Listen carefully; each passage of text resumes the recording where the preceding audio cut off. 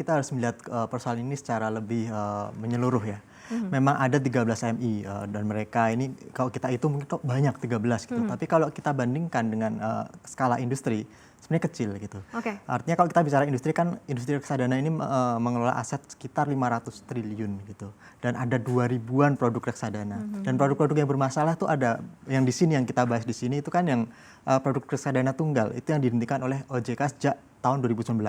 Jadi ada indikasi ketidakberesan, maka itu produk dilarang untuk dijual belikan.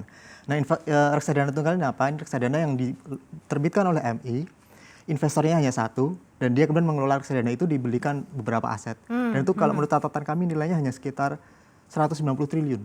Oh, dibanding dana kelolaan keseluruhan begitu ya? Yang keseluruhan yang 15 triliun. Dan yang kalau mau lebih spesifik lagi yang reksadana tunggal di mana investornya cuma satu dan kemudian diinvestasikan ke satu saham saja dan ini yang disorot dihajar oleh OJK itu total kelolaannya hanya 9 triliun atau 1,7% dari 2000-an triliun tadi 500 triliun itu tadi dari 2000 produk reksadana.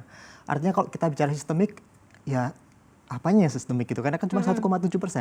Dan di sisi lain 13 MI itu masih bisa beroperasi secara wajar. Jadi mereka dengan tidak hanya menerbitkan produk ya? satu saja kan yang masalah, tapi ada produk lain. Mereka masih bisa memutar itu, mendapatkan pendapatan dari situ. Dan dari situlah saya pikir tidak perlu ada alasan untuk menghindari industri ini. Gitu. Tapi bisa ada kecenderungan nggak sih sebenarnya akhirnya investor melakukan redemptions gitu kan? Karena mungkin karena ketakutan begitu, karena keterlibatan dan lain-lain. Ini mungkin atau tidak karena mungkin edukasinya juga masih belum begitu cukup baik begitu ya, tadinya mempercaya satu MI kemudian karena ada kejadian ini kemudian jadi memukul rata dan narik juga kondisinya, dan ini cukup kelihatan nggak sih misalnya dilihat juga dari penurunan jumlah nasabah atau investor begitu yang ada di reksadana begitu yang jauh lebih mengambil porsi aman gitu sebenarnya Mas Arief.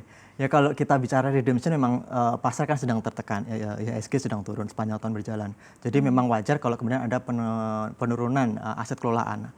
Kita kan sekarang di saat 500-an triliun, tadinya bisa 530 triliun pada akhir tahun lalu. Artinya ada aksi jual di sini, asetnya turun keluar. Dan ini saya pikir bukan karena faktor 13 MI ini saja.